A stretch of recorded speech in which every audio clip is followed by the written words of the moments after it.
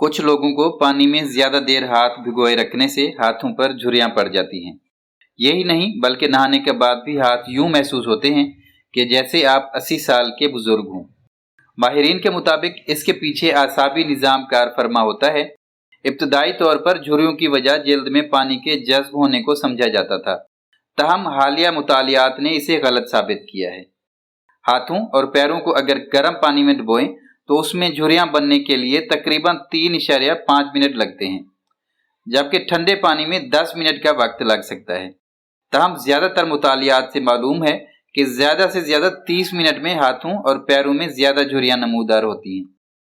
अक्सर ये माना जाता है कि ये रद्द अमल गीले माहौल में गिरफ्त को बढ़ाने के लिए होता है और अशिया को बेहतर तरीके से संभालने में मदद करता है।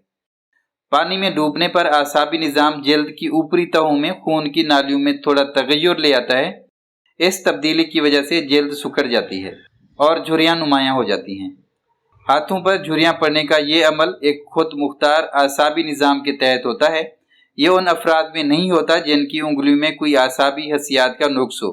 ये एक आर्जी और बेज़र रद्द अमल है जो जल्द के खुश्क होने के बाद मामूल पर आ जाता है। दोस्तों, अगर आज की वीडियो आपको अच्छी लगी हो तो लाइक और शेयर तो बनता है।